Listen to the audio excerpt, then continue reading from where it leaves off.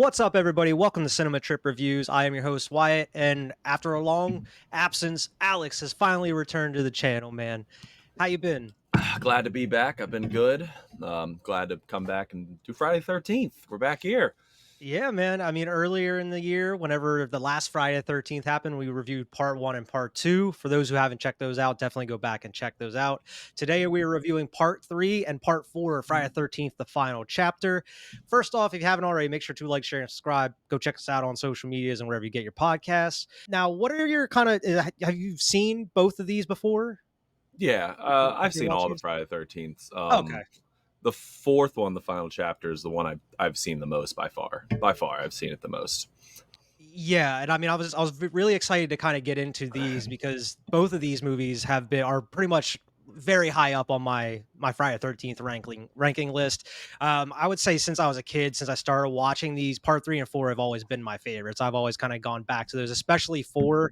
I feel like that the part four is kind of universally loved. It's kind of universally known as the best of the Friday 13th type movies. It's the darling. Um, it is the darling. Yeah. I mean, Friday the 13th part three, from what I've understand, a lot of people kind of been down on as of recently. It doesn't have too many fans. It's kind of looked down on as compared to like those first two. And then of course part four. And then everything else just kind of goes downhill from there. It's like part six. I really like part six, but everything else kind of goes downhill after this.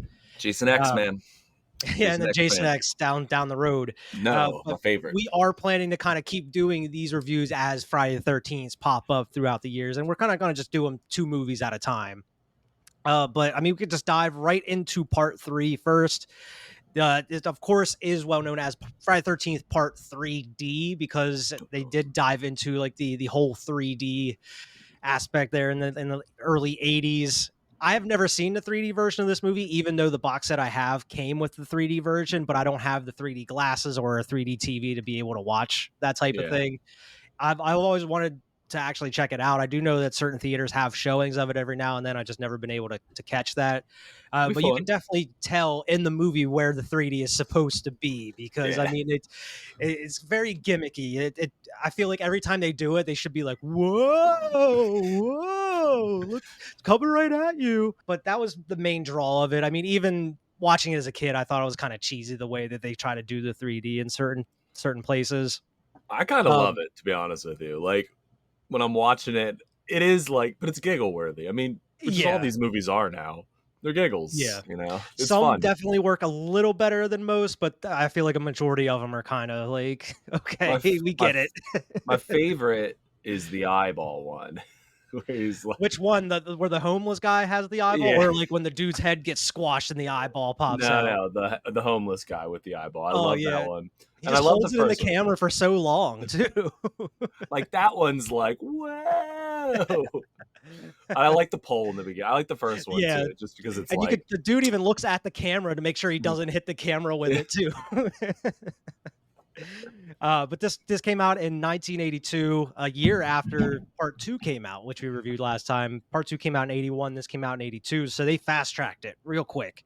They even brought the same director back. Steve Miner directed Part Two and Part Three here. He actually went on to do the movie House. I don't know if you ever watched House. Love House, Kind of, one of my yeah, it's a great favorites. movie, great Great horror movie. movie. He ended up doing Lake Placid, which is a pretty fun like I monster love that type movie movie. too. And then he also did Halloween H2O in I the like late that movie 90s as too. well. So I mean, he had some couple hits here and there. Yeah, Steve Miner. This guy's got some winners. Yeah, and of course Harry Manfredini does like the score and everything. That Friday the 13th score that's through all these movies, at least the first like four of them. While we're talking about the score, the intro to this, the intro song is a fucking bop, dude. It's a I bop didn't re- every I didn't time. realize it's a bop. And I'm like,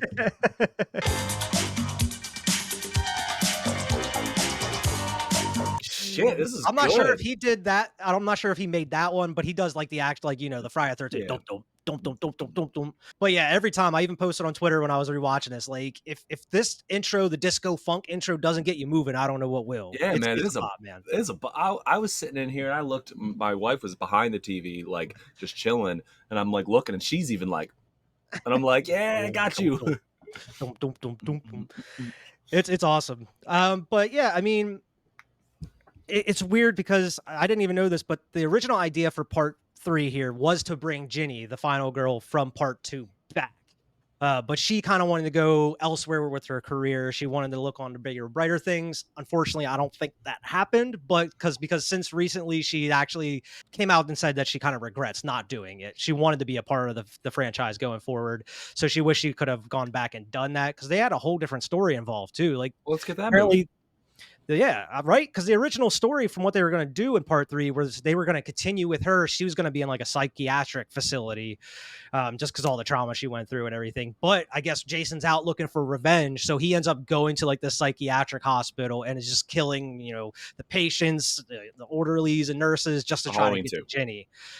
Pretty much, yeah, it's like a Halloween 2 or like the Halloween 2. beginning of Resurrection where Michael goes to like Oh, that yeah, insane yeah. asylum where Jamie Lee Yeah. Curtis is at. But yeah, I mean, I don't know if that would. I mean, was Halloween 2 was like 81. So yeah, I mean, this would have been a year. Maybe that's why they didn't do it as well. Because I Yeah. mean, even though she didn't come back, maybe they're like, kind of maybe he's a little too close to Halloween 2. We don't want to do that. But it would have been weird to see Jason kind of outside of the woods and everything and like in like an actual facility. It would have been kind of weird unless they made the facility in the woods somewhere. Yeah, like Shady Grove, like Shady Yeah, Grove something, facility. they would have found some way to put it in some like Camp some Crystal rural Lakes Insane location. Asylum. They built it right beside it. It was like dedicated to like Pamela Voorhees or something. They could have brought her back. Like, I know this is crazy, but like shot like he's not real, and then brought her back to the lake with all the orderlies or something.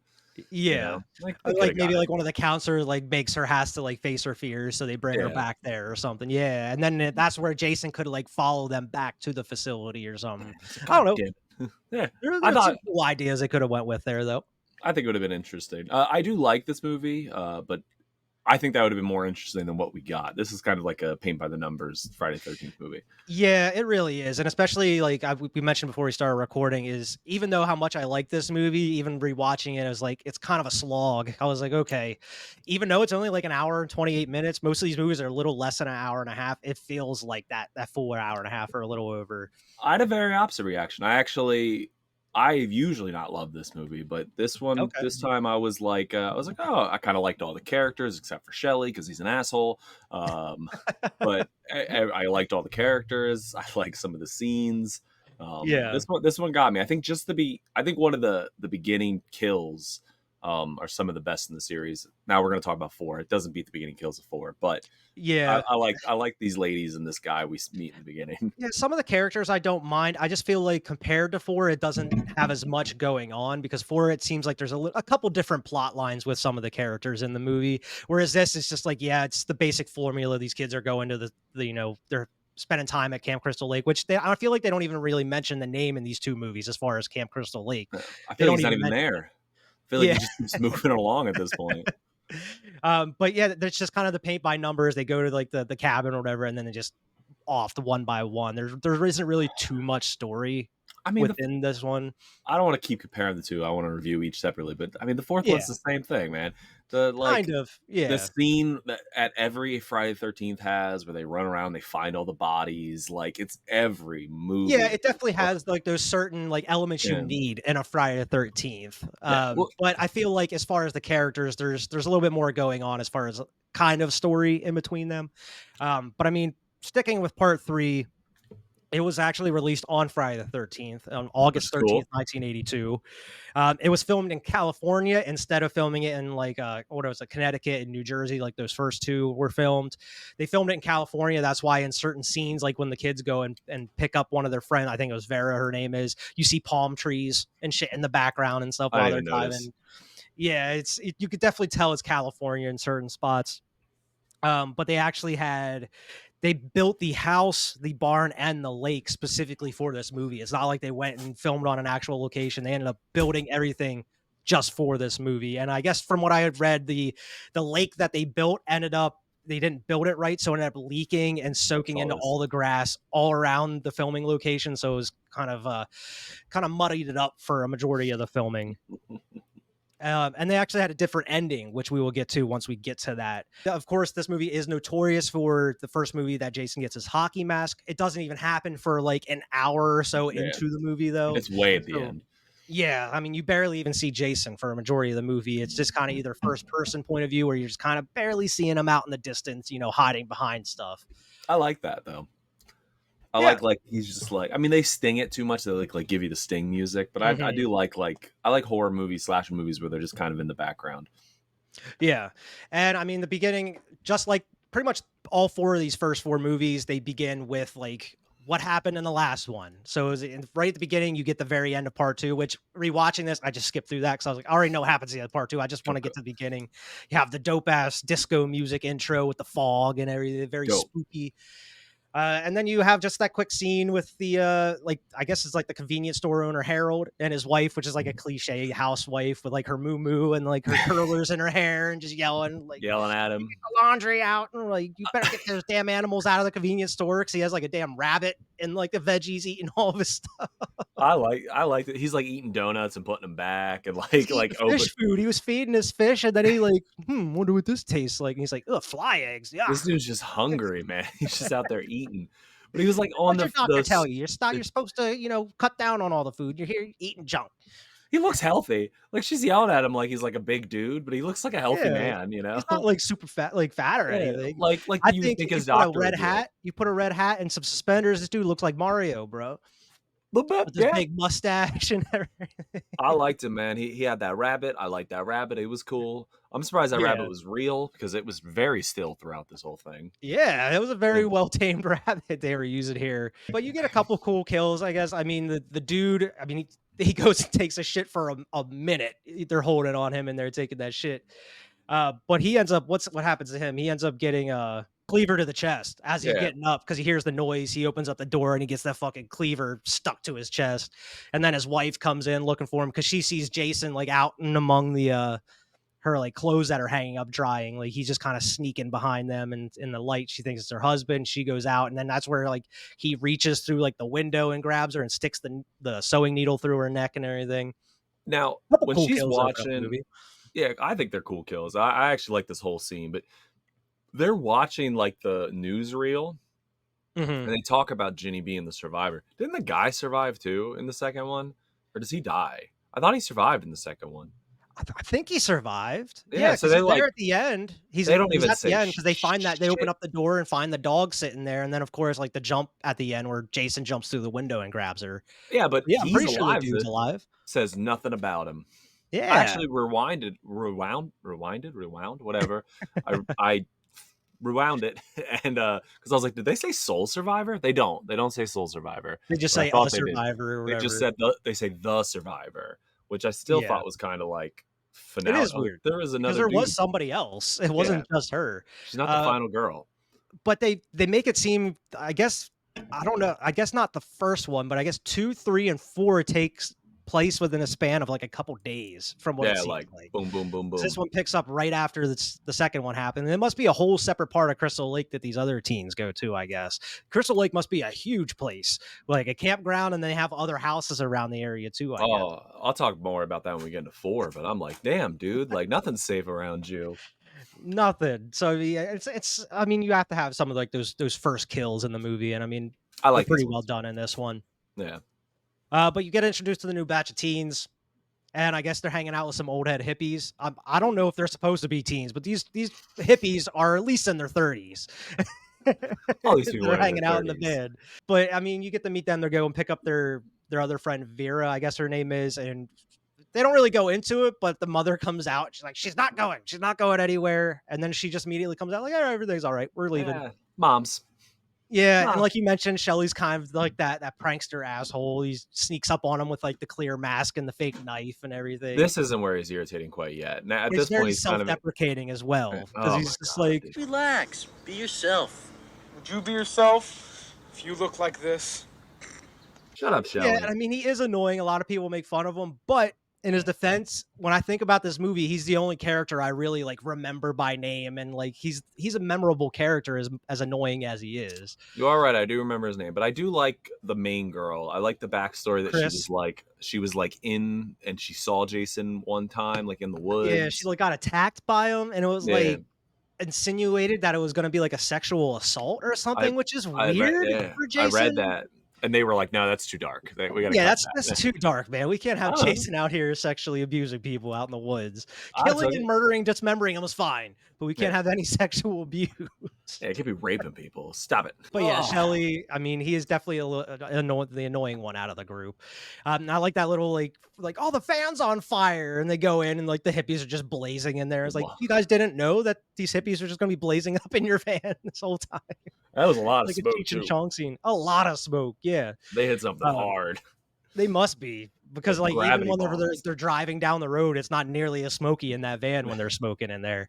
But Um, this is another part I don't like Shelly. They're driving down the road and he's just whining about him smoking marijuana and stuff. I'm like, dude, don't you have like, anything better to do with your yeah, life? is there anything cool about you, dude? Like, Jesus Christ. And you're like, "What do you got in there?" He's like, "Oh, this is my whole world in this box." In my He's like, box. "You'll see. Stick around. You'll see."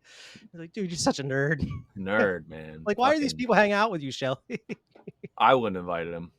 And I'd the other fucking, girl, like, I forget her name, but the other lady that has like the boyfriend that's with her, she keeps saying like how she's pregnant, like, "Oh, I can't, I'm yeah, pregnant." And then like yeah. later in the movie, she's like, "I will have that beer." And I'm like, "Bitch, you just made a huge thing about being pregnant earlier in the movie. Now you want a beer?" Is that the main chick? No, no, it's the other chick, No, it's right? the other one. Yeah, yeah, yeah. I thought the main The other chick one that was has like the pregnant. boyfriend with him the whole time. The one I think that brought Shelly, that's friends with Shelly. Again, all supposed to be teenagers. We never like really go into this teenage pregnancy that might be. You think that would be like a bigger plot line, but they're just like, nope, she's Yeah, the pregnant. way she makes a big deal out of it, you think is going to be a bigger deal throughout the movie, but it's not at all. Never comes up. Rarely comes up. Rarely. And It's then you have like the probably fake out with the cops that drive that are like, you're going to pull them over. They're like, we got to eat all the stuff. So they're like munching on all the weed and shit. And then it turns out they just fucking fly right past them because they're going to that convenience store where like the people at the beginning were being murdered and everything. and she drives by and they're like, she's like, don't let your imagination run wild. I'm like, well, this is the one time you probably should have. Probably should have let Yeah. your Especially like the traumatizing shit she goes through, because I mean that's not revealed as of yet, but I mean knowing it, you're like, yeah, I mean she has a good cause for concern, Yeah. especially if she was attacked around that area the last time she was there. But yeah, that's when they run into like the homeless dude just sleeping in the middle of the road. Yeah. Just, like This is our sprawled out in the middle of the road. And he's like, "Oh, I must be in heaven," because all these like teenage girls are looking over top of him. this is our last like kind of scene of the crazy guy, because the fourth one doesn't really have one. Yeah, Uh because Crazy Ralph got killed in the second part too. They yes, should have kept him alive for this one because he's pretty this much like the he's Crazy Ralph. prophet of doom. Yeah, Yeah, he's like, "You're like, all doomed. no, I warn you." no. And that's where he takes out the eyeball. "I found this. He gave it to Fatal. me. He told me to warn you." Holding it straight up to the Yeah. camera with his crazy eyes. You get to the actual like, it's not even a camp. It's just like a house, like a cabin Yeah. area. It's like a 2-story house, and you get to meet Rick, who's kind of an asshole, I guess. I guess he's like a friend of Chris's from back in the day. Because as soon as she walks in the door, he just like jumps her bones and tries to make out with her. And he's like, Yeah, like they "Dude, haven't seen each other in chill." a while. Like this guy's very privileged, I guess. I don't know. Like he feels like she owes him something. He's like, I Yeah. skipped this week with blah blah blah. Like you owe, like fuck you, man. And she's like, "Oh, la di da. I'm Yeah. surprised you did." And then like even whenever like they walk out of the house and she jumps on his back, he's like, "Oh, you've gained weight since the last time." It's like, dude, you're an asshole. That's why I thought she was the pregnant one. To be honest with you, because I just kind of missed it. I guess I was like, oh, because That she's would have made pregnant. sense if she would have said that, I right? thought she was the one who was pregnant. I was But like, oh, no, dude all was just right, being a straight dickhead. just straight dick. Or maybe because he hasn't seen her since she was fucking 16 or whatever I they're don't supposed to know. be. Dude was Like, kind of an asshole. yeah, no But yeah, sympathy she for this goes to guy. like unpack the van, and like everybody's going down to the lake and going skinny dipping. And I like the line that Shelly has. Why aren't you down at the lake with everybody else? They said they were going skinny dipping, and I'm not skinny enough. Just fucking woe is me, Shelly. Woe is me. This whole movie is just being a bitch. And then he gets mad because other people are mad at him for being a dickhead. And But some of these he takes too far. Like some of the oh, things, I'm for like, sure. dude, come on, this isn't a joke anymore. Relax. For sure. Like, You we're gonna oh, get to it, but like the lake one specifically, I'm like, this dude got in a suit, went in a lake, like that's a lot, you know? Yeah, well, I mean, at that point, he was trying to get back at what's her name for turning him down. Like Why- he was pissed off because she turned him down, which is like, dude, like, But he still tried. Right afterwards, Yeah. he still tried. yeah, Anyway, it's like this sorry. dude just doesn't get it. He's clueless. I'm jumping back and forth. I'm sorry. No, man, you good. What's weird is, I mean, they take him up to like show them the rooms and everything. There's no beds. They're just like Yeah. hammocks in these Yeah. rooms. Like you have these people had enough money to build this house in the woods, have a barn and a lake, but you can't afford beds. You have to just have hammocks. Yeah, no beds. And that's where like you have the first prank that Shelly has. You hear like the blood curdling scream, and then he goes up, and he just has like the hatchet in his head, and Chris is just like, she's already been through some shit, so she's traumatized. And then like I like how the dude just comes in, he's like, hold on a second, he starts tickling him. Like, you asshole. He just like, has the fake blood running down his head. He's like, what did I do? And it's like at that one, I think that was like, I don't think, I mean, I can understand because of the trauma she went through, but for the other people, like it's a lighthearted prank. I mean, Yeah, I mean, I this don't one's see as much okay. of a problem with that one nearly Yeah, as much. It's like some of the later ones, like, dude, you're taking this way too far. yeah, you're going too much. He's the boy who cried wolf. That's what he is, and he gets it later. But Yeah. Yeah, and I yeah, mean everybody's pissed off at him. Even the one chick's like, "I'm gonna go to the store." She borrows Rick's his little VW bug or whatever, and even Shelly comes out. He's like, "Wait, I I don't want to want to go be with here. you. No, everybody else is mad at me. I want to go with you." And that's where you meet they go to the store and they meet these asshole bikers who Like they him. just had to be inserted into the story. I like him. Um, they're okay. I mean, the girl tries to pay with like food stamps and she's like, we don't accept food stamps here. So she has to borrow Shelly's wallet. She drops it, and that's like the biker lady picks it up. May I please have the wallet, ma'am? That's good. That's real nice. I like them as like villains, obviously. Like Yeah. they're like a little different. I thought they would actually get a kill in the movie, probably the first time I watched it. But like You obviously I thought they knew were it going to happened. kill someone? I was like, they're gonna get a kill, but never happens, obviously. But I do remember as like younger watching this thinking that. But Yeah, they have that run in. I mean, like they're all bent out of shape. She's like, I can't drive. I don't know what I'm gonna do if I drive. So Shelly gets in there and accidentally just backs out over the bikers like bikes and everything. And like the dude just walks up to the car, and I just like that brief interaction where he like looks in the window and smiles, and then Shelly's like, oh, yeah, everything's okay. Yeah, he just smashes the just- fucking window. no. Like, what did you think was gonna happen? And then, like, soon as he drives off, the dude's just standing there alone, just like screaming, "I'm gonna get you, motherfuckers! It's the last thing I do." How did And they like, find him though? Like that's what I was just about to say. Is how did they find these people? they Because they do didn't find him. follow them. No, their bikes are broken at this point, so like they had to Yeah, like yeah, one bike's at least like at broken, least broken. one bike's broken. Yeah, Yeah, but like, how would you even know where they're going at that point? Unless there's only one area. yeah. They're like, well, we know where they're going. To that damn lake. Everybody's at that the damn lake. I mean, they come right back. It's not even that long before they end up coming back. Because I mean, the kids go there. You find out the busted windshield. Rick's not even like that pissed about it. I guess. I mean, he's like, I came here to have a good weekend with you, He wants Chris, to and leave. everybody's ruining it. Your friends are ruining it, everything.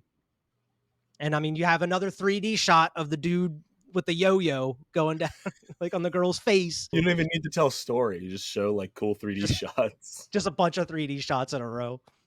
back to back to But yeah. back. But yeah, Chris ends up like seeing Jason, I guess, outside the window, and he's like at the barn. He closes the barn door, and that's where like you see the bikers actually sneak up, and they're trying to siphon gas from their van. I'm guessing for their motorcycles, or they're just to get back at them so they can't leave eventually. Blow it up. I don't know. But then the one biker chick goes to the barn and then acts like she's never seen a barn before, or never seen any of this other shit in the barn before, because she's just walking around touching literally everything in sight. Like she's so blown away by the thought of a barn. What's this? What's this? What's this? What's this? What's this? There's magic everywhere. And then she's like making a shitload of noise, swinging from the rope out there, like yelling, like, What the hell you doing? This feels good. Nobody the knows other they're in dude's the just house. pissed off. Like, get down from there. Axel's gonna be so mad at you if he catches you swinging from there. I And of like course this they get scene. murdered, like almost Oh, yeah. immediately.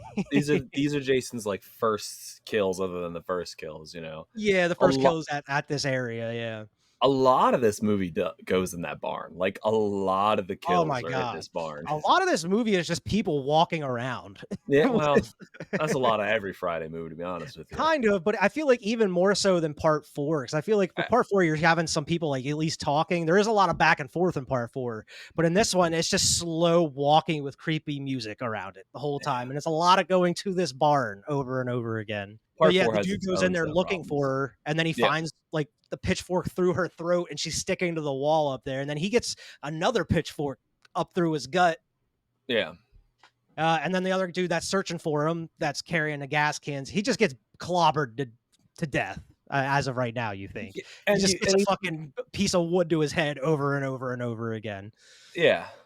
I thought it was the machete, to be honest with you, but I it's thought not it the was. machete? I always thought it was, but it looks like it's a club. Whenever I But watched it when last does he night, get and the it would have club? to be. Yeah, I mean, yes, at this point, yeah, it'd have to be. I know it comes, but, like, I'm like, I thought it was a machete, you know?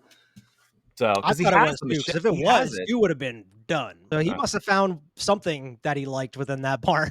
He's like, "Oh, this would be a cool instrument of destruction." Everybody's kind of settling down for the night. Shelly, he finally makes a move on Vera, but she just shuts him down. She's like, "You know what? No, this is." I mean, you have another 3D moment here of them juggling the apples, yeah, and the apples are just going up towards the camera. Whoa! But I mean, the other dude gets distracted because his girl, this Friday 13th movie wants to go up, have some premarital sex, man. me too. It's like it reminds me of like the Jason X scene. He's like, you wanna have smoke some drugs and have premarital Real sex? sex. Hey, to be fair, man, I'd be the one of the first people dead in this movie too, because I'm Oh like, yeah, I yeah. mean, probably. Like, yeah, I want to do drugs and have premarital sex. Absolutely. Of course. Of What else are you course. gonna do out in the cabin in the middle of nowhere? Exactly. Isn't that why we came here? So I mean, they go up to do their thing, and Shelly and Vera down there. He tries to make his move, and she just completely shuts him down. She's like, "I'm gonna go out and get some air, but when I come back, we'll talk." And Shelly just gets all butthurt because as soon as she leaves, he calls her a bitch, and I'm like, "You Yeah. really gonna call her a bitch for shutting you down?" I'm like, "Dude, come on You now." don't even know this girl, you know? Yeah, Like, what are you yeah, you talking about? just met her today, and you're making like a move on her, like, And bro. I think she was being nicer than she needed to be. Like, she was like, Exactly. we'll talk She about let it him later." down gently. Yeah, like, come on, man. Take your wins where you get them. Right? She even said, like, "Once I come back, we'll sit down and talk and stuff." Like, she wants to Yeah. be your friend. She just doesn't wanna fuck you, dude. Yeah, man, it's not that big a deal. Like, you could just Right? take a no. Right? And, I mean, Chris and Rick are out, going for a walk and everything. That's where you find out her backstory of being attacked in the woods by a menacing man holding a knife, and then she ends up, like, passing out, and then she just wakes up Yeah. in her own bed, and her parents just never really mention anything about it ever again. So Jason it's like, "What returned her. What Jason brought really?" her Yeah, I back. guess Jason he just He brought returned her. her to her front steps. He's like, I believe this is yours." I can't kill her sleeping. Like, Yeah, and yeah. it's like, even though they wanted to remove the thing of, like, the sexual assault, it's kinda still, like, insinuated it happens at least, like, he doesn't kill her, whereas, like, any other person that Jason runs into, he's just straight like, "I'm gonna butcher you," but, like, this person he doesn't kill, so it's like, what Well, else did he do with her? that's the thing, though. It's like, if he doesn't, sexually assault her, then, like, what did this man do? He's just a creepy man in the woods. Like, Yeah, you're making this big deal of a man who, like, was scary looking. Like, he didn't do yeah, anything he to you. he just wanted to, like, I don't know, just punk you, I guess, like, he I, just wanted to frighten you and then he return you ran at home. you. Yeah, he ran at you and scared you, and you've been traumatized. This man ran at you and scared you. I think the sex scene would have made it like the sexual harassment would have made it a lot like Oh, it more would've it would've why she definitely was killed. like that. Yeah, it would have taken this movie in a weird turn if they would have kept if they would have shot more about it. I don't Um, need the shooting. You could have it could have been a line of dialogue. Like, I don't need to see weird Jason doing that shit. I'm just saying at this no. point, it's just a weird man chasing her in the woods that she's been traumatized for years at this point about it. Like, she's never been in New York and been near a homeless man who chases you a little bit. Like, that shit happens, you know? Like, You these ain't never people are, been to New York and get chased by a homeless yeah, man. man, what are you talking about? Like, you never been to a city? Like, I've had some bunch of crazy people to say some shit to me, you know? Oh my gosh. It's the Like, it's the country, man. I guess she has it. I don't know. I just feel like in that story, he didn't really do anything. He just chased her around, and she woke up in her bed. Like, like in this Yeah, story, he returned her to her home. that's what I'm assuming. Like, return her to their home and then, like, her parents put her in bed or something. I don't know. Pretty There's a lot of nice. stuff that's been missed in there, but she's obviously really been out of shape about it. You have some more just kind of, I mean, this movie's already like an hour, 28 minutes. It's not a full hour and a half. So they had to have some padding in there. And this is like what It's I a lot. mentioned. The hippie dude goes out to the outhouse to take a shit. It's just taking Another his time walking out there. He thinks Shelly is fucking with him because the outhouse is shaking, which ends up happening in like part 5. I believe they reuse that gag eventually, but he ends up going out and like running into the other hippie lady. So it's just padding this runtime of them going to the barn again and then looking for Shelly because they think that he's fucking with them, and then they go back to the house. There's not really a much happening in this I don't spot. know, man. I think you're being too hateful. I don't think any of these movies have a lot going on.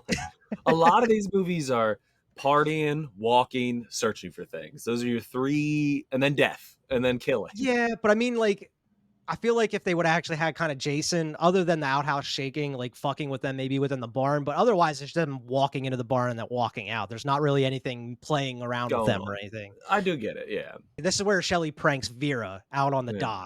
dock. Like what you mentioned before, she's just out there, just taking in the scenery, and then he just pops out of the water in like a scuba suit with the hockey mask on, Grabs her foot. Yeah. grabs her foot, and she like, bro, you already like she didn't want to have anything really to do with you. I mean, she was willing to be your friend at least, but now you really pissed her off. She doesn't Yeah. want to be your friend. You took it too far, and then you make it all woe is me, like, oh, nobody wants to be my friend.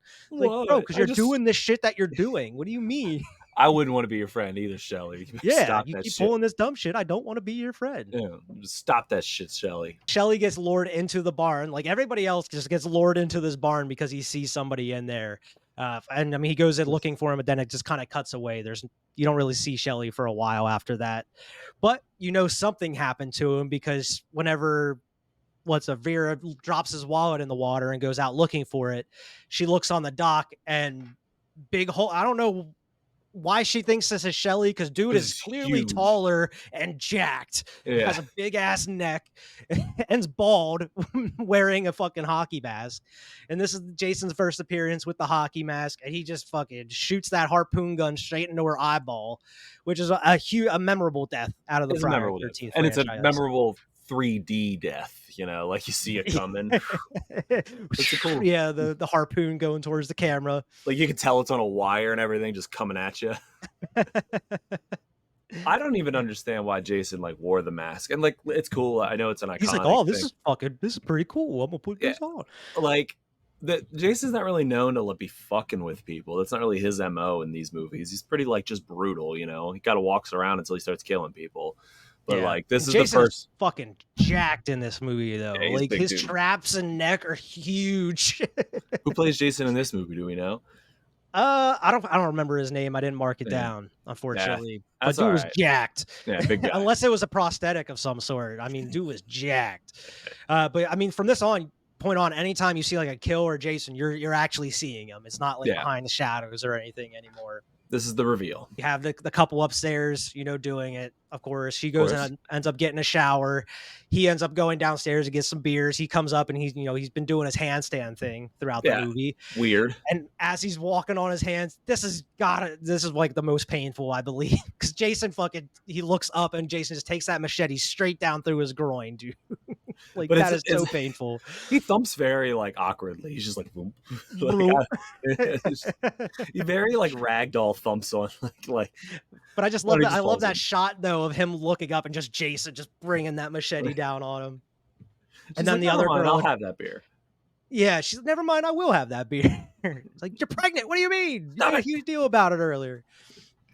But she goes and lays down in the hammock and and that's where the blood's starting to drip on her. She looks up and dude doesn't just get cut down through his groin. Jason is cutting him straight in half because his legs and body are just folded on top of each other up in those rafters. I don't know how he got him up in those rafters too.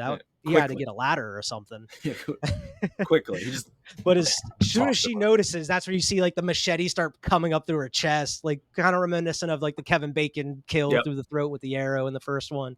Very but man, it's so well done because you see the skin on her chest stretching with it too. It's good very practical well done. effects, man. It's good practical effects. I think a lot of the kills in this have pretty good practical effects.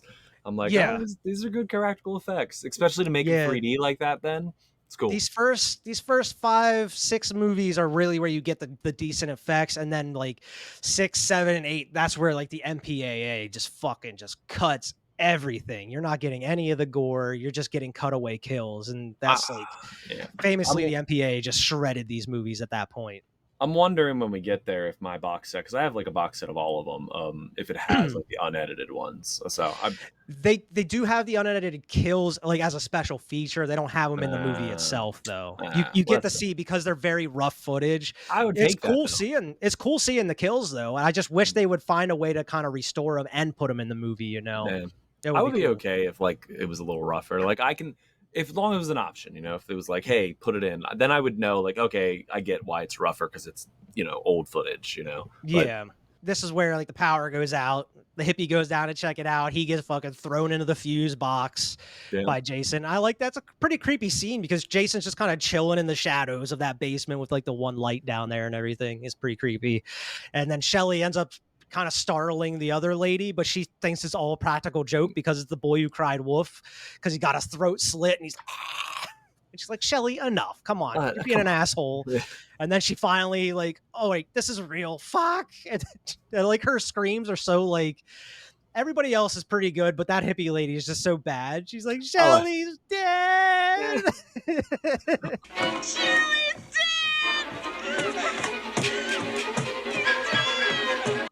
I like her joke though, where they hear somebody scream. Her and the guy hear somebody scream, and he's like, "Why do you never scream like that for me?" And she's Like, like, give me a reason "Yeah, to. give me a reason to." And then she's like, "Ah!" And then she's like, "Just practicing." Just practice.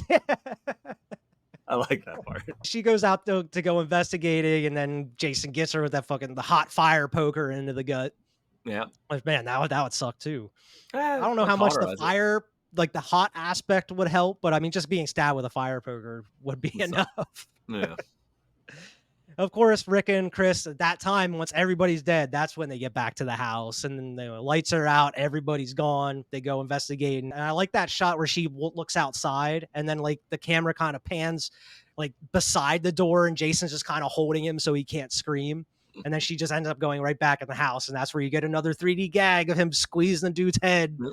And you could see like the string or the wire with the eyeballs on behind it too as it I shoots love out it. towards the camera.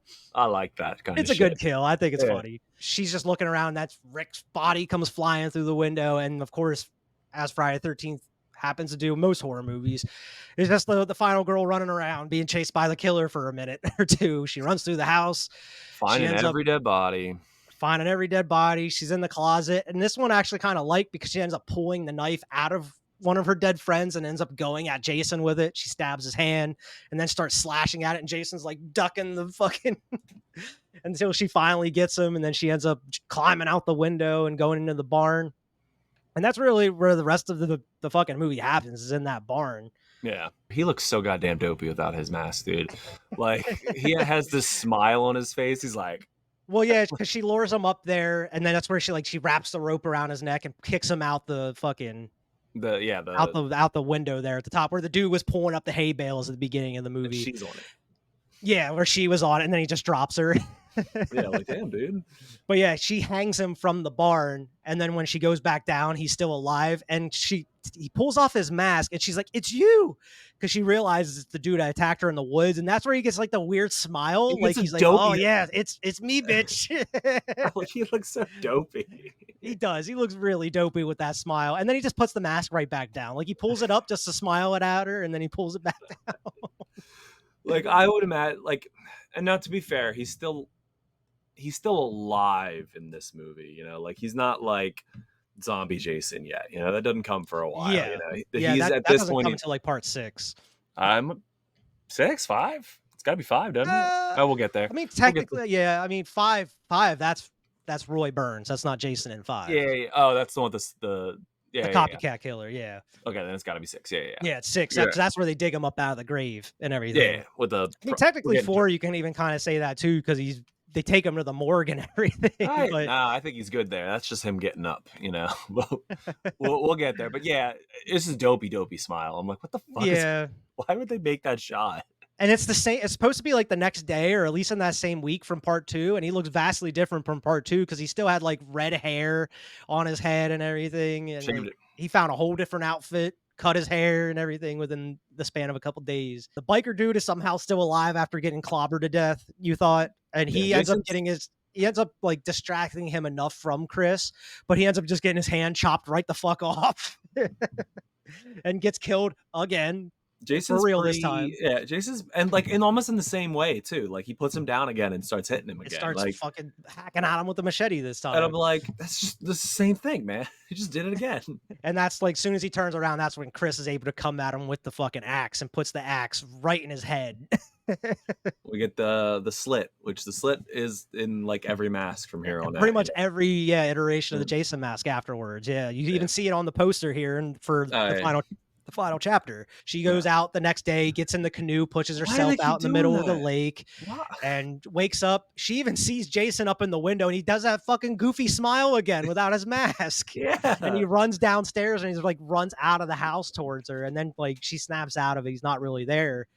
And then the fucking dead Pamela Voorhees jumps up out of the lake and pulls her. And it was like, how does she even know about Pamela Voorhees or what she looked like? That wasn't her. That was Ginny.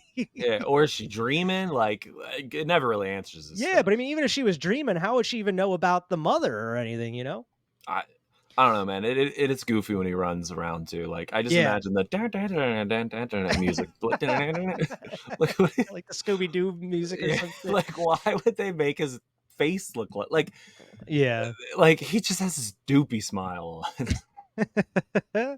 But you get a good feeling that she's like lost it at the end of the movie. Like she has like a mental breakdown because when the cops come and get her, she's like crying and then starts laughing hysterically, and then like she's going back and forth between all these emotions. Like even in the It's cop car, she's safe, but she's still like freaking out and everything. She's gonna have to go to get some psychiatric therapy at this point, more so than Ginny. And they were gonna put Ginny in the yeah. psychiatric I facility. I liked this one, and she had a little history with Jason. So if anybody should have Yeah, kept going, I think it should have been her. Like yeah. I'm Why with not? you. It's not super Now memorable. they Go did ahead. have a alternate ending. I don't think they actually filmed it, but they are I actually didn't see it. planning on doing something. It was going to pretty much happen almost the exact same way. Except there was going to be no Jason's mom in this one. She was going to go out into the canoe and she was going to fall asleep. She was going to wake up, paddle herself in, and then like she was going to hear somebody like in the house, and she thought it was going to be Rick, like her boyfriend or whatever in the movie. And she's like, oh, Rick's alive. And she was going to run towards the house, and as soon as she gets up to the fucking front door, Jason bursts through the door and chops off her head. And that's how Yeah, the movie was going to end. Was should fucking have. It was going to be a fake out, and Jason was just going to end up killing her anyway at the end of the movie, which that would have been dope. I would have been all in for that one. That would have been cool. But I guess with the way you wanted to go forward with the franchise, maybe it didn't work out with their plans, or maybe It they just brings didn't want up to have a final girl being killed at the end. Listen though, that brings up a good point with like in all. It's not just Friday the 13th. The Nightmare on Elm Street, Halloween, whatever. They always let these final girls live, but we always come back to watch the killer do it again. So why doesn't the killer get the last like? What movie has it where the killer gets the like? He's like, no, of course I'm back. Like, where am I gonna go?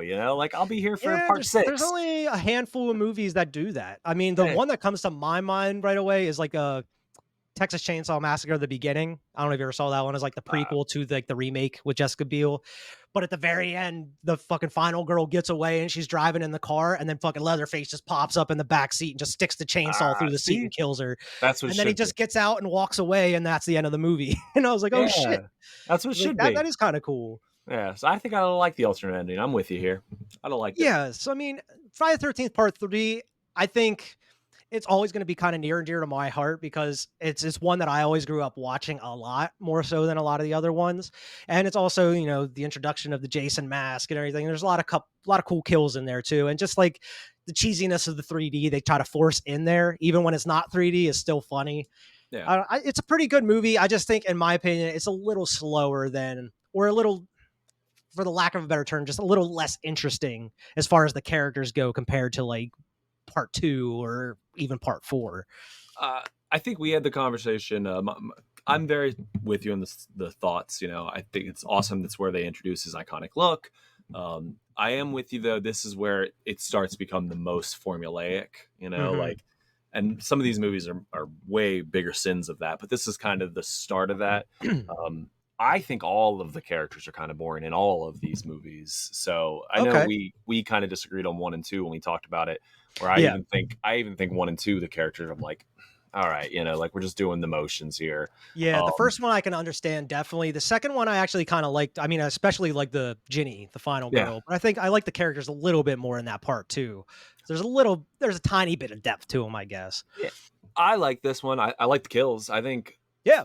Like 3 of these kills are some of the top 10 kills of the Friday the 13th franchise, like Mhm.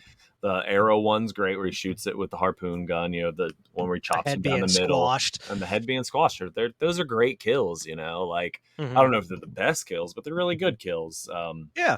The Mask is here. He does got a doopy face. I didn't mind the characters, but I like this movie. I don't know. Yeah. I'm with you. I got a soft spot for it.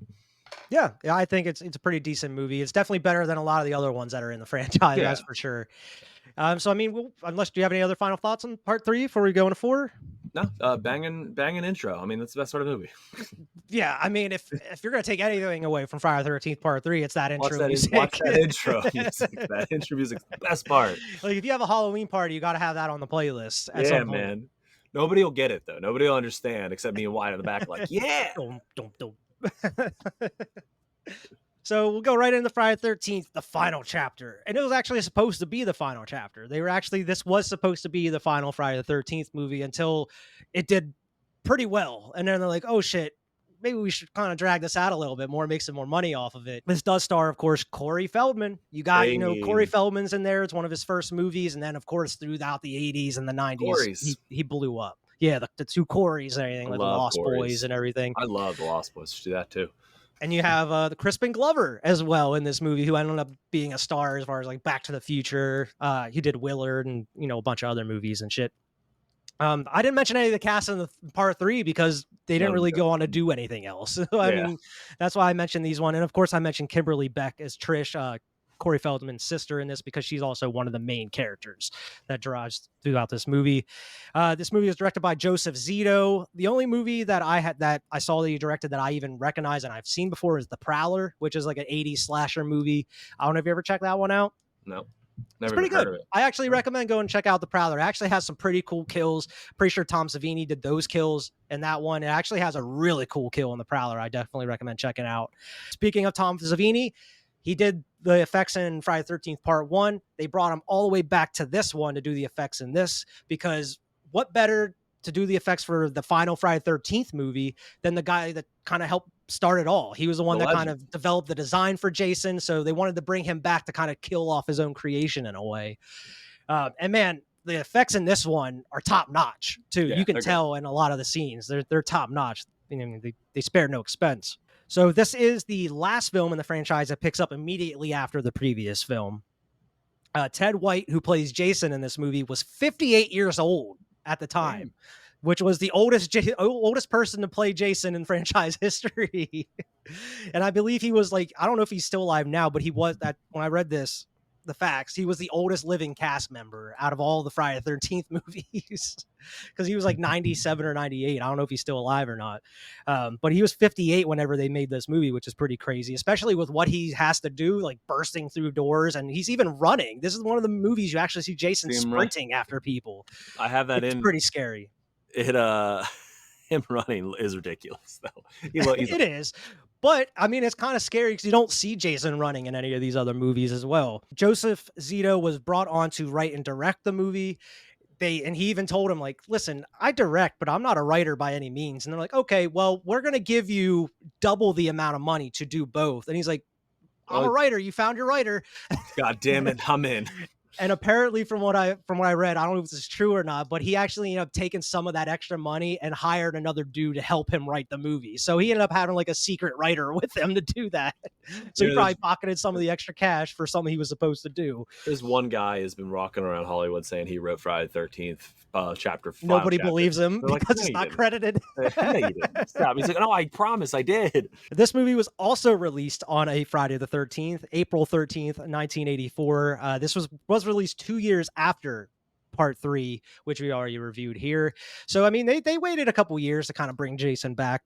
Something I want to mention before we get in it, the Rob character that you kind of, the hitchhike, not a hitchhiker, but he's kind of out there camping. He's looking for Jason. He's hunting Jason.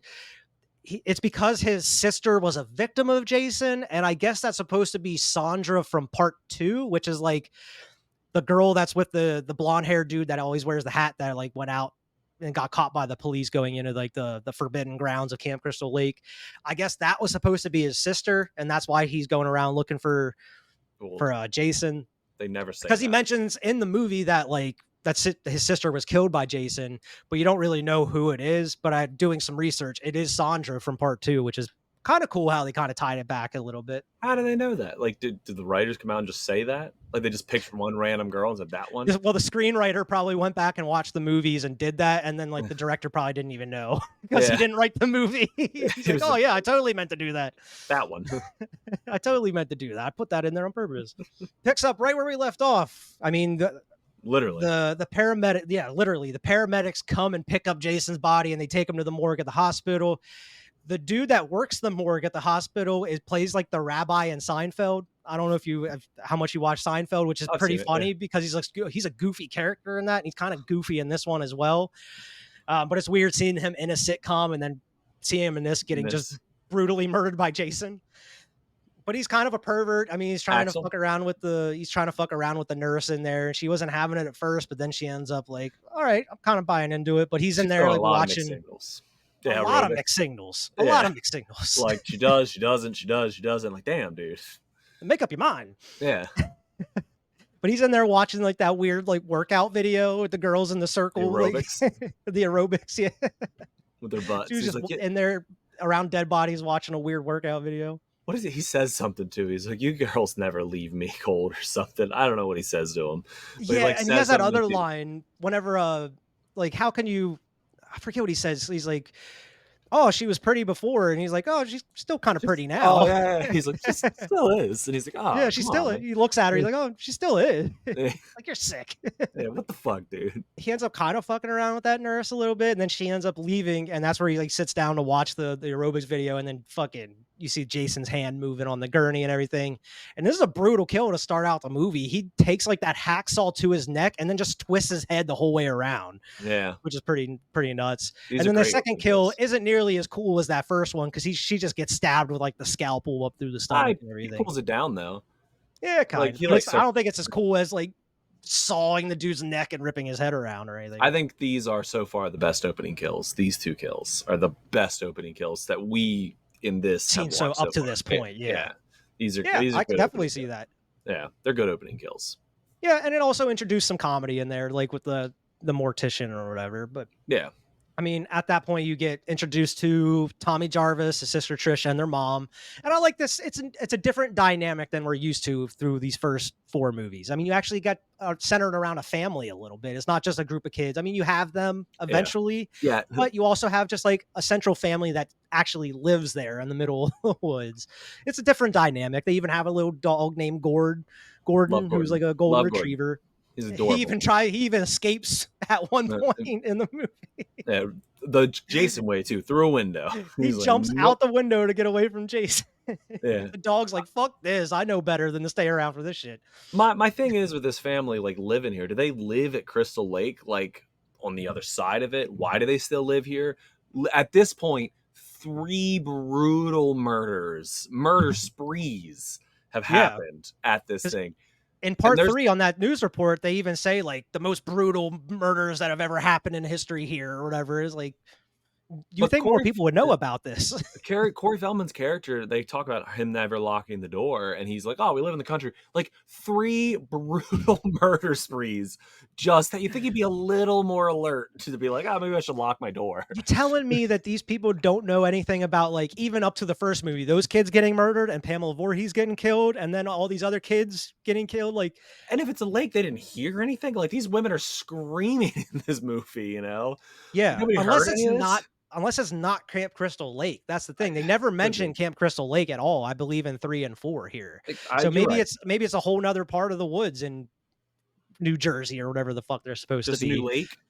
3's It's got to just a be at new least lake somewhere, Yeah. I guess. I don't know. They Well- never mention it by name. So maybe it's a different lake, or else it's a huge ass lake and they're just on the other side. But even so, you think you would hear about You it. think you'd know if murders happened literally across the lake from you? Like, oh shit, I gotta get out of here. Yeah. And I mean, you get introduced to Tommy and you find out like this kid is smart as fuck at his age because he's in here making like movie quality monster masks and practical Yeah. effects and everything. And they're cool. Yeah, not much else to do out in the middle of nowhere, I guess, other than like play his video games and make monster masks. Yeah. And then you get introduced to the other teens that are, and there's so many damn characters in this movie compared to these Yeah. other Friday the 13th. I mean, you have the family here, the three characters, and then you have like 6 or 7 or 8 teenagers that are going to the house near them. Yeah. And I mean, I actually kind of like these characters. I mean, you have the dude that looks just like Jared Leto. I'm gonna call him Jared Leto throughout Call pretty him much the Jared course Leto. of the movie. You have Dead fuck. Teddy, who always calls himself like Teddy Bear. Yeah, he calls Crispin Glover the dead fuck, The dead fuck. who just got over a breakup, I guess, and he puts it into his computer. He's like, "Oh, you're a dead fuck, man." He's You're like, "A dead dead fuck." fuck? Are A you dead- serious?" It says you're a dead fuck. What? A dead fuck? Computer don't lie. Oh, God, I'm horny. I love their dynamic though, the whole movie, just like them trying to figure out how to get laid and everything. And just Teddy's kind of an asshole, but I mean, it's not even Crispin Glover's character. I just feel it's just Crispin Glover he's just a weirdo. But I just love his character and how awkward he is around everybody. It's not these specific characters, it's the twins they meet later where I'm like, who is like Yeah. this in life? You know, like they are so down to just be like, get naked and have sex. Like, Oh yeah, they're down to instantly. clown As soon instantly. as they meet these people, Like they're "Yeah, we're-" biking around the woods looking for Yeah. other partiers. they are like instantly. I'm like, Jesus Christ. Yeah, so they're driving in their van going to the cabin. They pass Pamela Voorhees' gravestone, which is just like along the roadside, which is weird. And like, So it has she to be was near. It's got to be near Crystal Lake at this point, right? it would have to be, but like even so, she was a murderer. Why would you? Who went out of their way to make this gravestone for this lady out in the Jason. middle of? He paid for it He paid- before he was a He murderer. took all these people like that he murdered. He gathered up all their wallets and money to go out and buy this gravestone for his mom because it looks damn near brand new. Yeah. By the- What else he do you think paid does for all the this own shit? gravestone, and then they passed like that hitchhiker who has like the sign that says like "fuck you" behind it for people that don't like pick her up. Listen, And they're assholes somebody. to her. They're like yelling at her and making fun of her as they're Yeah, they driving by, which they isn't make fun of her nice. being a fat, for being Yeah, fatter. they call her a pig and stuff. Yeah. And they're like, "That's not nice, man. You an asshole." But she They, immediately gets fucking killed. Oh like, yeah, instantly immediately. eating that banana. Yeah, and, dude, it grosses me out every Yep. time. Like the mush, the banana Yeah. mush coming out of her mouth when she gets stabbed. It's so gross. It's grosser than the actual like gore effects in the movie. I want to This see is- that. Ew, Yeah. I don't want to see I don't people like chewed food. It's gross. Just take her head off cleanly. So like the kids get there, they're unpacking everything. I mean, Crispin Glover's still worried about trying to get laid or being a dead fuck. This dude has just gotten into his brain about being a dead fuck because he keeps saying it over the course of the movie. I'm not a dead fuck. It's bothering me, man. Stop saying that. But I like that night whenever Tommy's in bed, like this is just like it feels like a genuine reaction from like a kid that's seeing something he shouldn't be seeing. I mean, he looks Yeah. across the way and he sees the girl changing, and he's just like so excited that Freaking out. he's freaking out. He's so like hopping up and down on his bed and shit, and it just seems realistic to me. Like it seems like something a kid like that age would do, seeing something they're not supposed to. He's a little bit of a horn dog though, and not this scene is He okay, is. but like He is like a bit later- of a horn dog. I'm like, damn, Johnny, you're like fucking 12 in this or whatever he is. If not younger, yeah. Yeah. Even though like the mom comes in to check on him and then like she pulls the curtain shut and everything. But yeah, the next day the teens go down. Of course, it's not a Friday 13th movie if you don't have teens going out skinny dipping in the lake. Absolutely. I mean, nobody has bathing suits. They just got to go skinny dipping. Yeah. This And is I graphic mean- skinny big scene too, like a lot of nudity. Yeah, and that was another note was this movie up until part 5, this movie has the most nudity out of all the Friday 13th. Yeah, definitely so far. Ton of nudity, Yeah. especially Yeah. again, this scene. I'm just like, Jesus Christ, there's a lot of nudity here. Damn near every girl in this movie gets naked except for like the one that is kind of like maybe the virgin or kind of the prude out of them all. Not even a prude because she doesn't even make a big deal out of it. But- No, not her. I mean like the one No, that's no, I actually know. with them. That's yeah, who the I one feel that's like they trying to were- get with Jared Leto the whole time. That's who I feel like they were trying to make the final girl. But Yeah, quite possibly. But even like she was talking before about like maybe tonight's the night and she's trying to get with him and everything. But yeah, she's just laying there out on the dock reading her book and everything, and like her other friend, like, I'm gonna hold my breath underwater until you get in here. and she goes underneath, and then she acts like she like passed out in the water, and she ends up pulling her into the water with all of her clothes on. It's like, that's rude.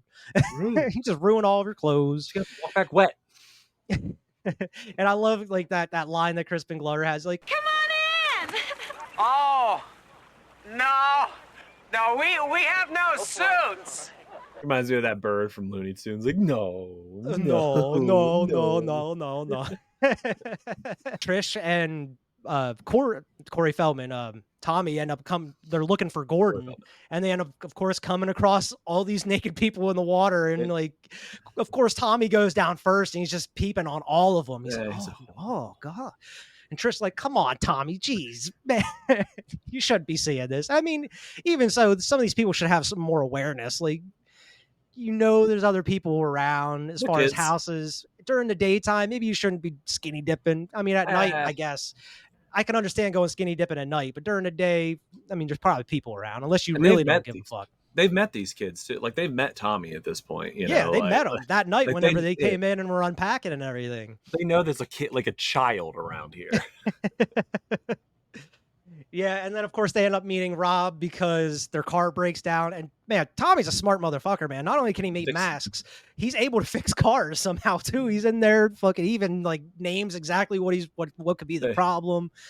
And Rob just kind of comes out of the woods out of nowhere and decides to help them. And so they sneak up on him. Decides to scare him. Yeah. And he has a big ass rifle hanging from his backpack. It's like, bro, maybe you should pump the brakes and like, figure out if you can trust this dude first. Nobody in horror movies announces themselves, you know. No, like, you just gotta sneak up and grab someone's shoulder, or like, hey, like, whoa, like announce. But they kind of developed that kind of friendship. So he ends up going home with them. They introduce like to their mom, I guess, show him around the house. Tommy shows them like the mask that he's making. He has like that cool one that like moves with like the monster. It looks like have you ever seen The Gate? Yeah, it looks like that. It looks like the kid monster from The Gate. It does look like that, dude. You're totally right. I didn't even think about that. It looks just like that monster. One of my favorite lines we skipped over real quick when they're driving back. I love when she's like, "What are you doing out here?" He's like, "I'm hunting bears." And Tommy's just like, "You're not hunting bears." He's like, "No, you're not. Not with this equipment." And I like, even before they even meet Raleigh, but before the car breaks down, Tommy says something about the people that were skinny dipping. Some pack of patooties, huh? Tommy.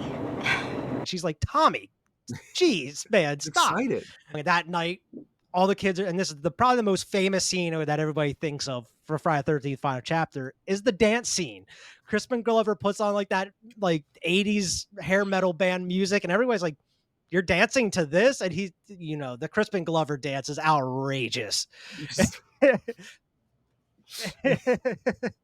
And apparently the music he was dancing to was Back in Black by AC/DC, but they couldn't get the rights or anything to it, so they just inserted like this hair metal band music, and it's hilarious. Every single time I watch this movie, it makes me laugh. It's just like this funny. Dude, and apparently that's how he actually dances too. This wasn't like he did it specifically for the movie. They're saying this is how he actually danced, like when they would go to clubs and shit. That's hilarious. So it's like I wish there was like actual like footage. I mean, there was huge cameras back in the day, but I mean, I wish there was actually handheld cameras so we could have got some footage of this dude dancing in real life. Bucket list. I want to go to a club with Crispin Glover. He's acceptably awkward in this movie. Like he's definitely the awkward one, but he gets his going here. He's coming like, up. As far as like a girl is concerned, maybe he's like a cute awkward. Whereas like Shelly is not. He's just kind of an asshole prankster. And even Teddy Bear, he's just like way too straightforward with what he's trying to do. He's just kind of cornball. He's like, want to give Teddy Bear a kiss? Like, he says that like 4 or 5 times, and every girl turns him down too. As they should. But this is where you kind of have like the different plot lines. I mean, you have like the family dynamic with like Tommy and his sister and like Rob. You have like the jealousy aspect with like what's his name, Paul, has his girlfriend that he's dancing with, and then like the Doublemint twin tries to get with him, like because they have like the drinking contest, and then like the prize that she wins is a dance with him, and his girl gets jealous, so she ends up running off. And everybody, like, he's kind of an asshole. Like, bro, you're right in front of your girlfriend. Why are you trying to like mac down on this one twin and stuff? Like, dude, come on now. It's a twin. It's a twin, I guess. Everybody wants to get with a twin. Yeah. And then you have like the other aspect, like Jared Leto trying to like get with the other girl, like the shy girl and everything. And then like Teddy's trying to get with the other twin. It's And just it's a party, man. This whole, and this is my biggest complaint. This whole like middle section of this movie is just watching these kids party. Like yeah. it's all it is. And there are it's got some fun things that happen. I like when they put the movie on. I like some of this stuff. The dance obviously is hilarious, but like a lot of this is like just them partying, and I'm like, hmm Yeah, like I come mean, on. it's just for a little bit. 'Cause, I mean, the girl runs off because she gets jealous because her dude's dancing with the twin, and that's where she decides to go skinny dipping again. And I mean, it's just another just a reason to get another girl naked in the movie. She goes skinny dipping out in the water. She goes up onto the raft, and then she just gets butchered by Jason with that like the coming up through the raft and Yeah. everything. And then Paul kind of sees the errors of his ways, so he goes out looking for her. And man, this is even more painful than the dude doing the handstand in part 3 because he goes out swimming, sees her body, starts swimming back, and he gets like a harpoon gun up through the dick, up through his groin, and then he Yeah. shoots it too, which lifts him up even higher. And like, oh my god, that's so painful, dude. Oof, harpoon to the dick. I blew into the dick. That's how I went Harpoon out. to the dick. On my Hell no, gravestone. that's terrible. Crispin Glover ends up taking the one twin that Teddy was trying to get with, ends up going upstairs with her. He ends up getting laid. The bed breaks while they're trying to do it too, which is a funny scene. Rob goes back to his campsite, which I guess Yeah. he has a camp just set up in the middle of the woods somewhere. He goes back, finds out all of his shit's been destroyed, like his maps have been torn up. His gun, Jason's strong as fuck because he just straight breaks his rifle in half pretty much. Snaps the rifle.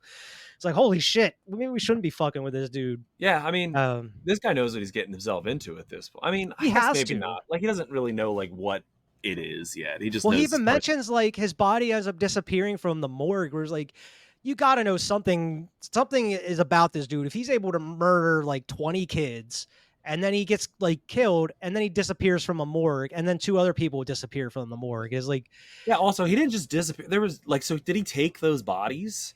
that's You what I'm know, saying. Cause the bodies were missing. So what happened to those bodies? yeah, like did he take like he sliced the dude's head off and turned it How basically? did he escape with the bodies if he did? How do Just you get out of that walking out. hospital without Yeah. anybody noticing? But like you would think, like this dude's like maybe I shouldn't fuck with. I know he killed my sister, but like if nobody else is able to stop this guy, how am I gonna stop this guy? Yeah. I don't know. Anyways. And the only thing he has to go off of as far as looks is like that drawing of Jason as a kid from part 1. So it's like, how Yeah. does he know what he even looks like? Who got that drawing? Yeah, I mean, my guess is maybe like the final girl from part 1, Alice. Maybe she had like a police sketch rendering or something. I don't know, but Maybe. Yeah. I Yeah. don't know. The party's winding down. I mean, at this point, they found like the old film reel of like 1930s like I don't know. dancers, Flapper topless girls. dancers, I don't know flapper what they are. girls, and they're just stoned off their asses watching these flapper girls just dance with their tits out and everything, Giggling. giggling like crazy. The one twin is just sick of it. She wants to leave, and he goes up to get her sister, and she's like, "No, I'm not Mm, leaving. Go you ahead." can And she's leave. like, "I don't want to leave without you. It's raining." And she's like, "Well, don't forget an umbrella." Take your And it's raincoat. like, damn. And as soon as she walks out the door, she's pretty much instantly killed. And I actually like the aesthetic of this because she walks out to her bike and you see her getting killed with like the shadow of the lightning on the house, which is pretty Yeah, cool. it is cool. And then it just kind of ruins it a little bit because like 2 seconds later, you just see her thump up against the house with like the whatever is in her back, like whatever you used to kill her. Yeah, whatever that is. Tommy and Triss's mom ends up coming home from her run because she gets trapped in the rain. Lights are all out, and she ends up getting killed off screen because she just goes out looking for him and she ends up running into something and she screams and she gets killed off screen, never to be seen again. You don't see what And happens to this mom at all. maybe not then. Maybe not dead. Yeah. You never find out. Part 15. 15. They bring her back all these years later. They end up coming home and they can't find her mom, so they end up going to look for her. And I don't know where they went because I mean they ended up coming back to the house. Maybe they went to drop Rob off at his tent. My guess is. Yeah. So they come back, can't find her mom, look around for her. So they end up going back to find Rob, and she ended up scaring the shit out of Rob because he thinks somebody is in his tent again.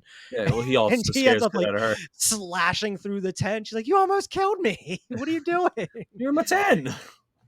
And he even yells at her, like, "What are you doing here?" with a machete and everything. So it's like a fake jump scare in there, and then you come back and like fucking what's his name rubs it in Teddy's face. Like he brings the panties down and gives them to Teddy, and he's like, "What do you run that through your little computer there, Teddy?" I And was he even good in asks the bed. girl whenever they're laying in bed, he's like, do you think I'm a dead fuck?" I think you were great. I think you were great. I And was he's like, great, boosts Teddy. his confidence a little bit. He goes Yeah. down and gives him the panties and everything. He's like, let's have a drink to celebrate. Why don't we? Ted, hey, Ted, where the hell's the corkscrew? Yep, there's the corkscrew right through his hand, and then he gets the fucking cleaver to his face. Some cool kills. That was a cool kill. Yeah, that's a cool It is a one. pretty cool kill. And I don't know how fucking Teddy didn't Teddy hear in him there. just getting Yeah. butchered like 5 feet away in the kitchen. Like even if he didn't scream, you'd hear like a corkscrew going through something would make a big thunk noise. Yeah, Like and even like a body the hat, falling. well, the body falling and like the hatchet going in his face, you think would too. Yeah. They act like this stuff's And so quiet. Like right. And especially this next part, because as soon as Jason gets done here, he somehow climbs up onto the house outside and ends up pulling the other twin outside out of the window onto the car outside, and somehow she's dead. mm, I don't think you would die from that unless you broke your neck on the fall or something.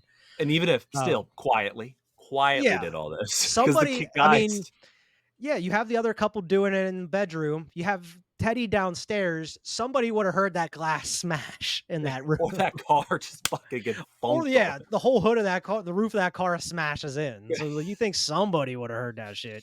So Like, Jason come runs on up on the now, roof and then runs back down. runs right back down again because he even sets up some bodies for later too. Yeah. Whenever the other girl goes back through the house, going right back down in, and that's where like Teddy gets killed because he walks up to the screen and he gets the fucking knife through the back of the head and gets dragged down the screen. The blood's on the I screen like and that. everything. Yeah, it's cool. It's a cool like shot. It's cool. Like Yeah, and then the couple in the shower just get done doing it, and she ends up going into the bedroom, and I wrote a note about this thing in the shower. This dude, like when he's hearing Jason and he's in the shower, I think this dude was trying to fuck Teddy because like he he's trying to fuck. yells. Yeah, he was trying to fuck the other dude. It A seemed Paulie, yeah, Paulie was the other guy's Paulie. there because he It's yells. like, He's oh, like, putty, oh, Paulie, Paulie, buddy, old pal. drop the bar of soap. Lucky you're not in here, pal. I'm like, what? That's What? a fucking You weird trying to lie. fuck Paul? Hey, Paulie. Whoops. Dropped my bar of soap, old buddy. Lucky it in here with me, old pal. I It was thought a the same weird lie. thing too. I was like, that was a Oh, weird buddy, lie. old pal. Oops, I dropped the soap. Lucky you're not in here. And his fucking Jason just smashes his fucking head. He's like breaking his nose with his thumb before he pushes his skull into the wall too. Which, like, man, like the effects on that are pretty well done. Oh. And I just like that shot of Jason with like the fucking fog around him too. Like Yeah. he just looks so dingy and dirty and gross.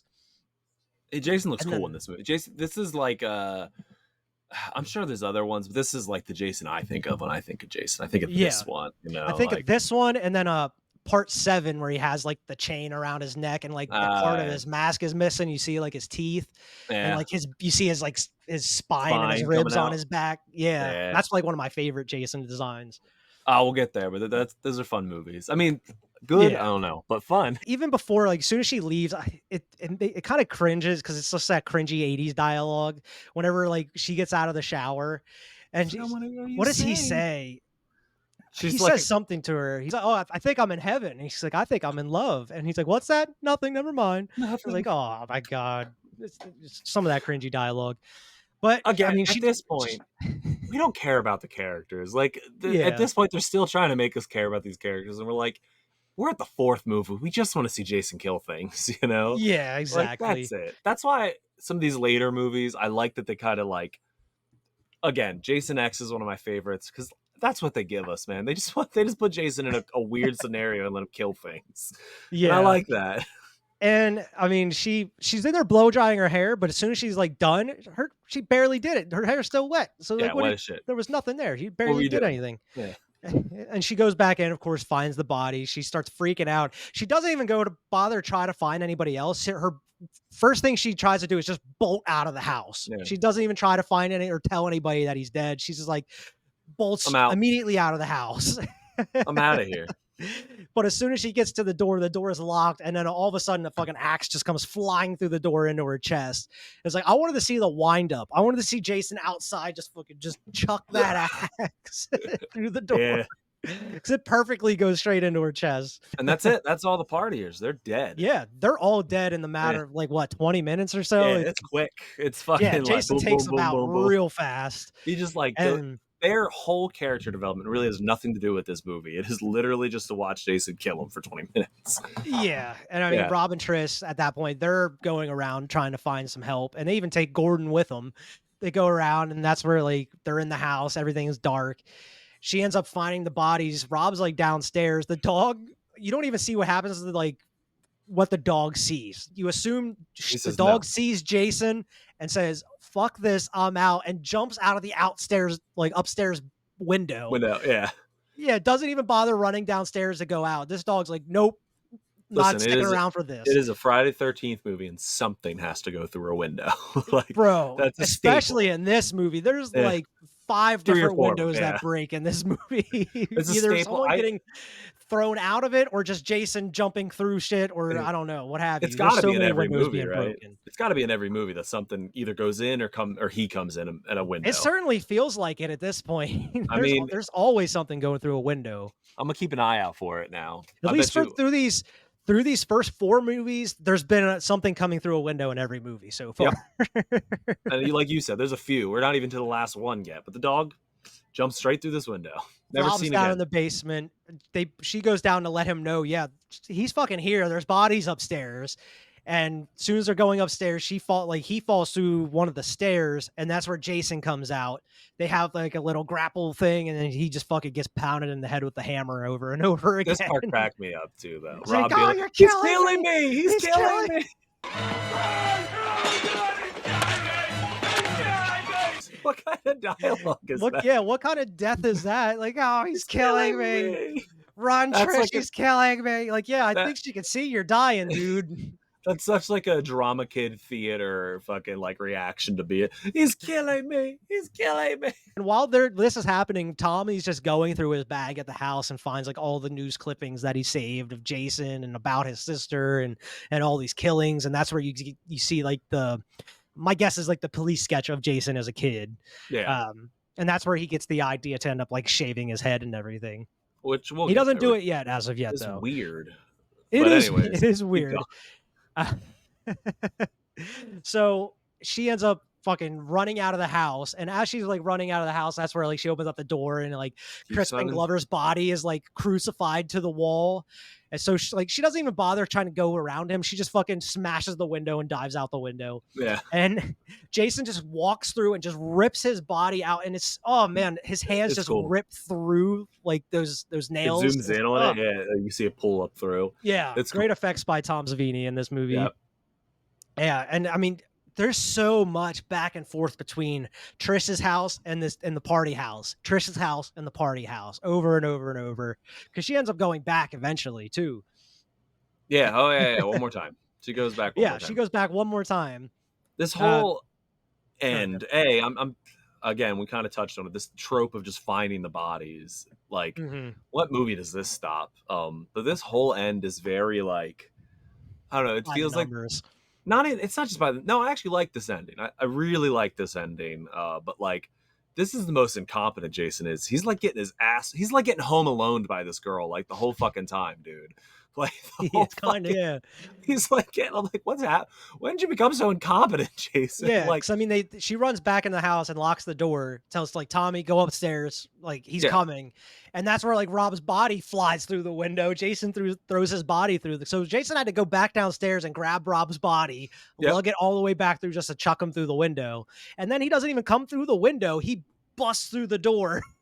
Doesn't he grab Tommy here? Yeah, he grabs Tommy, and that's where like she's fucking beating him over the head with the hammer. She looks at it and she's like, "Oh, I'll turn this around." This is what I'm talking about. Home Alone. Sticks him in the head. What does he take? This guy, we've seen him like split people in half. He can't take care of this kid real quick. He's like struggling with this kid. Right, he could have snapped that kid's neck in like 2 seconds. Just like, come on now. All right, I'm coming to you now. As soon as he busts through that door, he picks up the hammer and like throws it, and it like just smashes through the wall beside her. They run upstairs into the bedroom and just push everything in front of the door, and Jason just busts through the door like nothing. But he sticks his head through the door long enough for her to smash the TV on top of him. This is like what I'm talking. Home She's Alone Home Alone in him, dude. And then he just like the cliche like killer sprawled out on the floor, and then like the survivors have got to climb over them, but are they actually dead?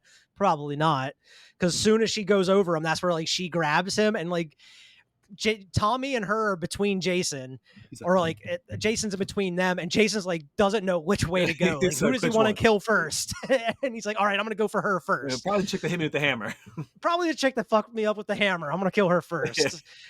And that's where like she runs all the way back to the other house. And Jason, this is like where you see Jason sprinting after her. Yeah, just like very clumsily running.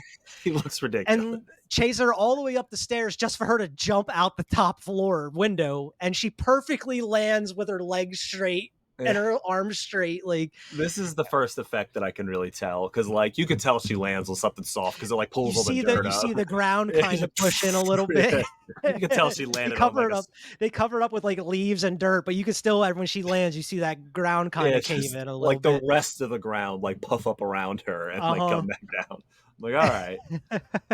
But this is like while this is happening, that's where Tommy's up in the bathroom fucking shaving taking his his head and time, everything. cutting his hair. Taking his time. Yeah, and that's where like she runs all after she jumps out, she runs all the way back up to her own house again to get Tommy.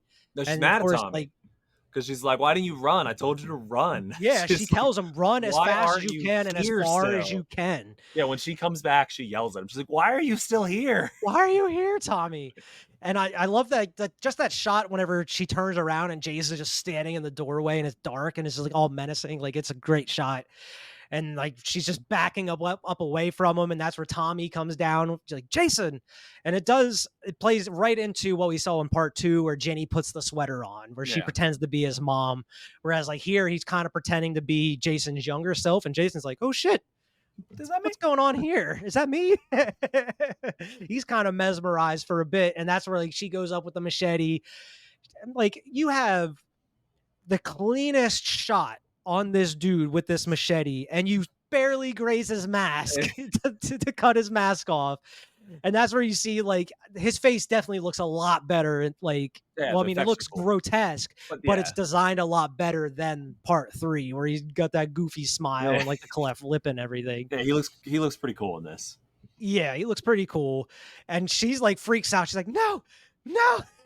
And that's what scared her. Not this dude. That's what scares her. Like, oh my god, your face is ugly. You're fucking hideous. And this is probably the coolest fucking effect, maybe out of the whole series for me, is where Tommy puts that machete in the side of fucking Jason's head, and you get the wind up, and then he falls on the machete, and his head's just sliding down the machete. It's like so see gnarly. His, brain coming out and stuff. His brain and his head's just like sliding. It's great. It's a amazing practical effect. I like the effect too. It's not nearly as good as that, but we skipped over it when she's fighting him in the living room and she hits his hand and it like cuts down. Like, on his hand. That's a good effect. It's that too. Scene before Tommy comes down. Yeah, she takes the machete down there and even like looks at it, and his hand split down the middle. Yeah. That's a great effect. Yeah, and then that machete in the side of his head. Great effect. Oh, it's just so gross how his like just, and it's you not see quick his either. eye and shit. Yeah, it's not quick either. It holds on it. It holds on it for a minute. Down this machete. And then she, of course, got to hug Tommy. Like, you're okay. But I told you to fucking leave. You got to listen to me next time, Tommy. Like, I understand you kind of saved my life, but come on, dude. But yeah, I mean, Tommy's probably the smartest motherfucker in this movie, because he looks down and sees Jason's fucking fingers moving. He's like, nope, not done. Die. By the way, this machete's in this guy's head, handled down, so he must have reached under, grabbed the machete out, pulls it out of his head. Also, I want to see that effect. He had an axe upstairs. I don't understand why he didn't use that. Like, it's a little, an axe is a little heavier for a kid to use, I guess, but he comes down with nothing. He comes down with nothing. Like, he doesn't come down with the machete. Jason has it at that point, or the sister does at that point. But like, there's an axe right at the top of the stairs. He has like pinned in the wall. So I'm just like, Anyways. Nitpicking. But I always laugh too, just the like, I mean, it's cool seeing Tommy kill him, but like the whole like die like, it's just a little much. But I don't know, I mean, he's obviously the smartest dude, because everybody else doesn't seem to notice the killer's hands move in any of these like slasher type movies, but this dude does. He makes a point to look at the body after they thought they killed him to make sure he wasn't moving at all. But yeah, I mean, that's the end of Jason as we know it. As of right now, you see Trish in the hospital. Yep. You say that she has to get some surgery or whatever, but she's gonna pull through out and everything's gonna be fine. She wants to see Tommy. Tommy's just fine. I mean, nothing happened to him. He's all good. He just probably gonna be fucked up in the head for some And they time. He has say to that kill they're like, somebody. oh, it's perfectly normal, you know, Yeah, it's perfectly normal to go through this if a a 12-year-old serial. has to kill an adult man. But you get that cliffhanger. They're Yeah, you hugging. get the cliffhanger, they hug, and He he gets looks. that serious face. uh, Like, is Tommy the one? It kind of reminds me, not nearly on par, but like Halloween 4, where Halloween. like Jamie ends up killing like her mom or whatever, and like Loomis is like, no, no. No. The fourth movie Not always gotta nearly have on some. that level. Not nearly on that level, but you kind of get a hint like, okay, is Tommy gonna be the killer maybe going forward if something happens? That's why when they're like final chapter, I'm like, bullshit, you left it on a cliffhanger. Like you could have Yeah, easily left it, but they yeah. knew. They They fucking knew what knew. they were doing with that shit. Like Yeah. maybe not maybe Jason's final chapter, but they were possibly going in that direction of like someone taking up the mantle. And they They don't even did follow through with that either. well, they did try. They I mean, kind of do. they They try in insinuate, the next one. yeah. We'll get to that eventually in the Yeah. next Friday the 13th. When that one next time that rolls around. I'll have to I have look no up when idea. the next Friday the Yeah, 13th I have is. no So idea. it'll be next year, I'm assuming. I'm assuming. Jesus. Yeah, I mean, we got 2 this year, so I would assume there's not any more. To be honest, I mean, part 4 is still probably my favorite out of the franchise. I mean, it's got some of the best effects. It's got some of the more memorable deaths. To me, I mean, I know to you it probably didn't work out as well, but I think I enjoy the teens a lot more in this, and kind of like the kind of small, extremely small storyline surrounding them, and like the little like jealousy, like what have you. I don't know. I think it works a lot better than what we saw in part 3 as far as like the kids and the dynamic between them. It feels a little bit more like natural and a little bit more real to me. This is, and to be all fair, I just didn't love it. Maybe this viewing. If I'm gonna show somebody a Friday the 13th, this is the one. Like this is the Yeah. one. He's got his iconic look. It's got great kills. Like the beats are there, but like I don't know, just this viewing just didn't do it for me. I'm Okay. usually with you. This is usually one of my favorite ones. I like Maybe Tommy because in this. I watched them literally back to back last night. Like me and I, Annette watched part 3 and then immediately right into part 4. I So split maybe them it's up. because I didn't enjoy my watch with 3 as much as I normally do. Maybe that's what kind of elevated 4 a little bit more for me this time. I do like it. I don't want to sit here and hate on the movie. I mean, there's some goofy shit in it. Um, and which is fine. Tommy, it's all fine.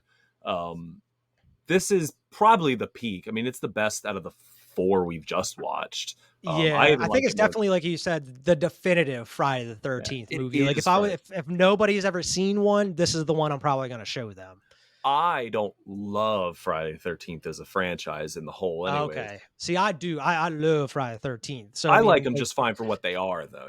Like it's a yeah. campy slasher horror. So I'm cool with the dumb ones. Like I'm cool when it gets a little dumb, where I'm just like, who Yeah. cares? I'm I was here like, to that's see. what it's supposed to be. Yeah, I'm here to watch Jason do kind crazy shit, anyways. Like I don't super care Yeah. that it's dumb.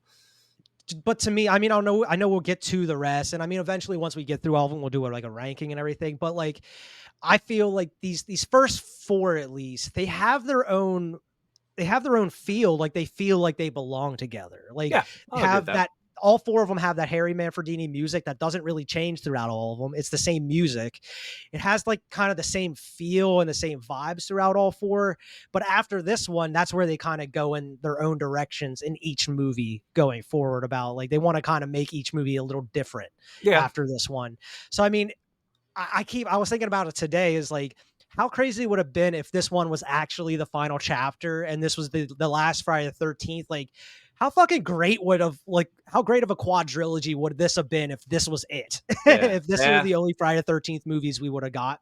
Like I feel like these 4 would have kind of stood the test of time if these were all that we got and there wasn't any sequels after this. I agree. I mean, out of most horror franchises, like if we think of just the first 4, this is one of the higher ones. Like the Yeah, only one, absolutely. Nightmare on Elm Street, maybe because 1 and 3 are super Maybe. good. Because 1 and 3 Yeah. are great movies. Yeah, I agree. But I'll have to get to those eventually too. yeah. But even like Halloween's 4th one starts to, Yeah, and starts 3 coming doesn't down. have anything to do Anything to with do with it. the Yeah. lore, so yeah. Yeah. Yeah, I I think agree. it's easily super solid. I mean, all 4 that we've covered so far, I think have been really I mean, to Good me, movies. they're Yeah. great movies. I love all 4 of these films. It's just like once we start getting into the later sequels, that's where I mean, I like them for what they are, like you said, but they definitely go down in quality going forward. I don't want to leave this with people thinking I don't. I do, this is the one I watched the most. Like I do Yeah. watch this film the most out of all the films. I like this one. I actually just watched it like it last year without it being Friday the 13th or anything. I was just in the mood for Friday the Hmm. 13th. This is the one I put in. But Yeah. I don't know. Every Maybe I October, we normally watch a couple of them, and normally this is one that we usually try to watch like annually. This is, if we don't go to any of the other ones, usually we go to the final chapter, and that's one we'll watch if we yeah. do. I watched this one I more than the really first. enjoy them though; they're great.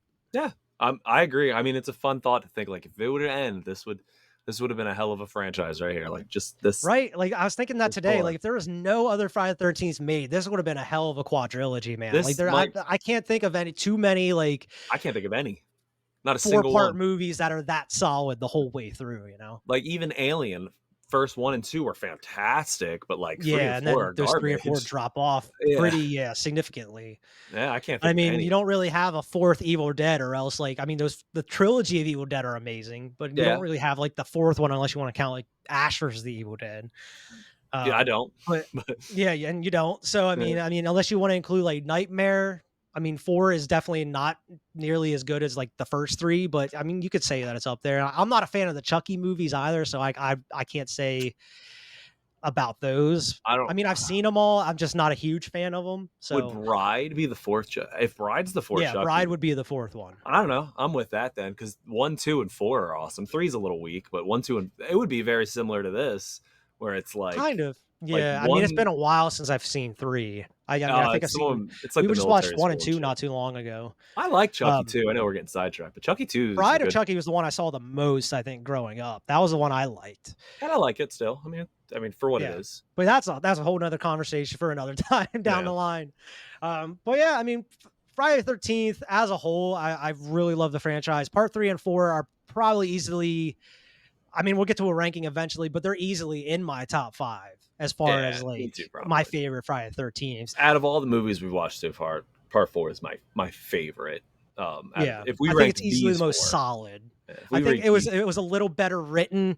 Yeah, the effects were even better. The kills were better, and I just think maybe it just has something to do with some of the actors that we know too. Like Corey Feldman is a great child actor. He's not annoying or anything in the movie. He's actually genuinely enjoyable. And Crispin Glover is just that it's fun. awkward, dorky kind of dude. He's not nearly as like irritating as Shelley is in part 3. He's actually funny in this movie. So it's like, I don't know. It has a lot of memorable things that go into part 4. And I think that's what sticks out to me over everything. Well, I agree. I think we hit the peak of the roller coaster. I think there's some gems coming up that I think underrated gems personally for me. A couple of these movies coming up in this franchise are good to me.